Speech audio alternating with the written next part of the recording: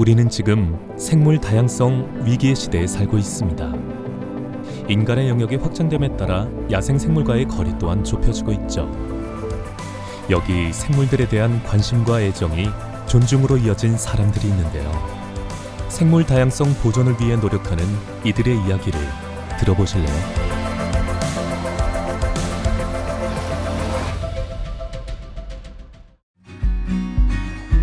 푸른 녹음이 짙어지는 4월. 오늘은 자연 환경 조사를 나가는 날입니다. 차를 달려 야생 생물의 흔적을 찾기 위해 자연으로 갑니다.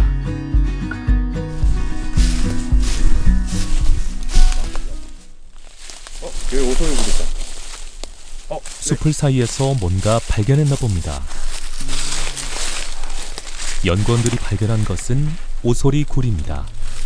원래 보통 오소리가 실제로 사용을 하면은 한 입구 부분에서 한 3-40cm 정도는 이런 나뭇잎들이 없어야 되는데 안에 굴도 지금 입구 부분에 나뭇잎이 쌓여 있고 주변에 흔적이 없는 걸로 봐서는 지금은 사용을 안 하는 굴인 것 같습니다. 예전에 둥지. 예전에 사용했던 뭐 둥지거나 그거는 알 수가 없어요. 지금 현재 정보로는 번식기거나 뭐 했을 굴 중에 하나라고 생각이 됩니다. 우리나라 산림에서 이제 볼 수 있는 대표적인 종 중에 하나인 오소리 이제 흔적인데요. 그래서 오소리 같은 경우에는 산림에다가 여러 개의 굴을 파놓고서 생활을 하는 특징을 가지고 있습니다. 현재는 사용하지 않는 굴이지만 오소리의 흔적을 발견했습니다. 연구원들은 더 깊은 산 속으로 들어갑니다.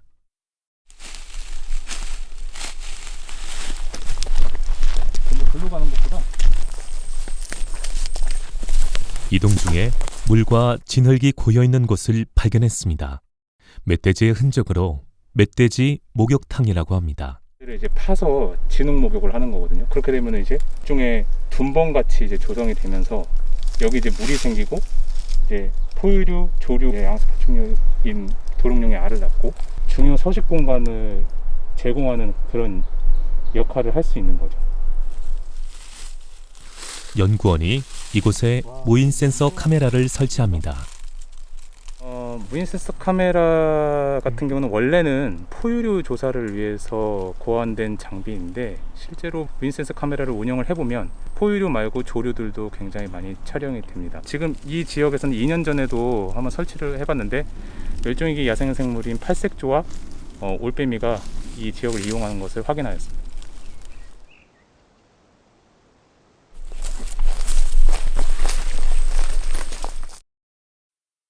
이번에는 다양한 동식물들이 살고 있는 저수지에 왔습니다.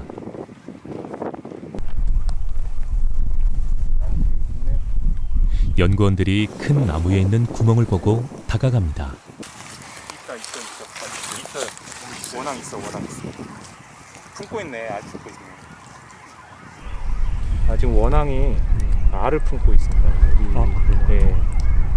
이 나무가 지금 나무도 굉장히 크고 구멍이 뚫려 있다 보니까 그리고 옆에 이제 저수지가 있잖아요.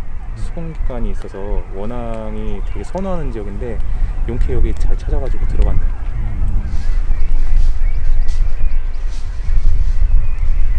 피치가 높은 소리들이 있잖아요. 그게 다 새끼 소리거든요. 여기는 이제 민물까마우지가 집단으로 번식하는 공간이라서 지금 이제 들어보시면 아시겠지만 민물까마우지 소리들이 엄청 크게 들리거든요. 주요 종은 민물까마우지고요. 이 앞에 있는 검은 새는 이제 물닭이라는 새입니다. 지금 열심히 수초를 뜯어서 먹고 있고요. 좀 시기가 지나면 이제 뿔론병아리라는 새가 아마 여기서 이제 둥지를 트지 않을까 싶습니다. 지 앞에 쌍으로 돌아다니고 있긴 하거든요. 근데 아직 시기가 조금 잃는 감이 없지 않아 있어서 아직까지 둥지가 이렇게 만들어지지는 않았습니다.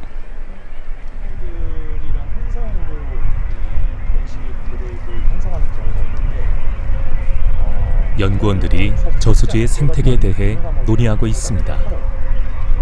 자연 생물들에 대한 연구 조사는 이들과 공존하기 위한 기초 자료가 될 수 있기 때문에 아주 중요하죠.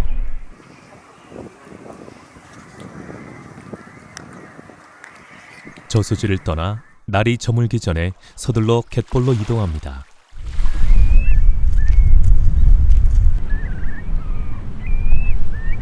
이곳은 서천 지역의 한 갯벌로 수많은 도요 물대새들이 우리를 반겨주었는데요.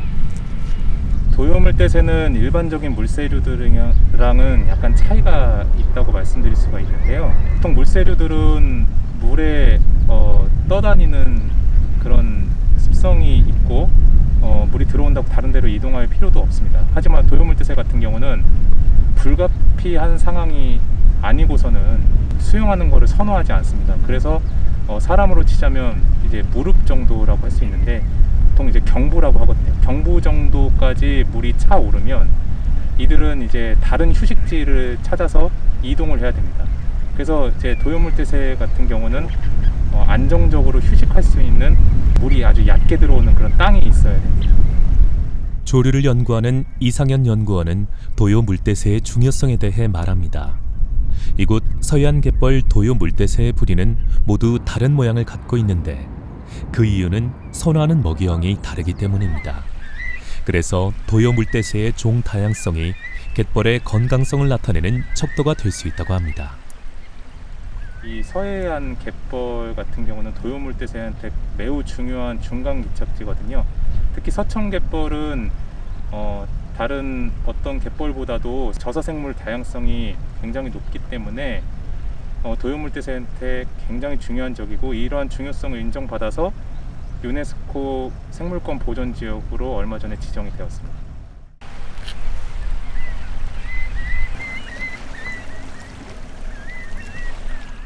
어느덧 밤이 깊어졌습니다.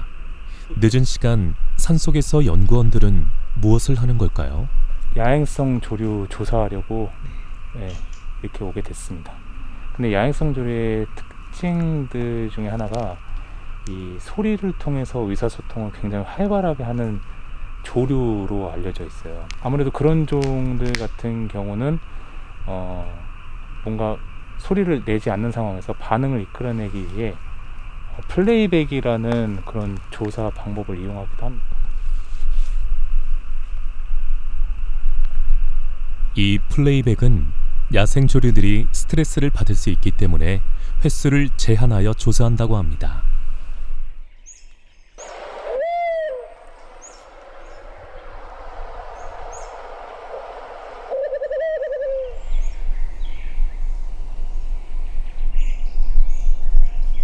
물론 조사가 늘 성공하는 것은 아닙니다. 반응이 없네. 쉽지가 않네.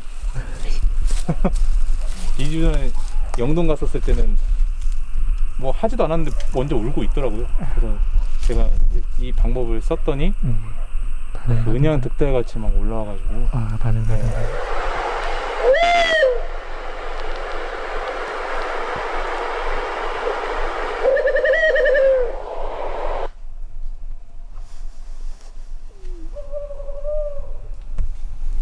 기다림에 답하듯 야생 올빼미 울음소리가 들려옵니다.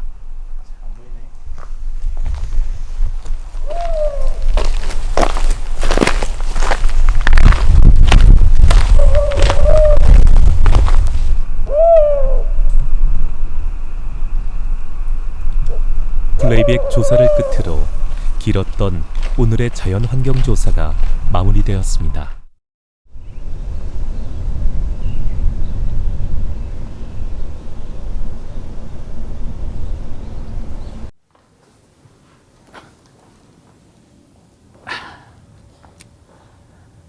안녕하십니까.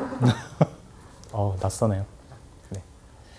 생물 다양성은 지구상의 생물이 얼마나 다양하고 그리고 생태계가 얼마나 다양하고 그 생물종의 유전자 변이가 얼마나 다양한지를 총칭하는 말인데요. 생물 다양성이 중요한 이유는 우리 인류에게 먹거리와 약을 제공할 수 있고 요즘 문제가 되고 있는 기후변화에 유기적으로 대처할 수 있고 질병 발생을 막는 데 중추적인 역할을 하는 등의 우리 인류의 생존과 직결되는 그런 주요한 요인이기 때문에 생물 다양성의 중요성이 이제 부각되고 있습니다.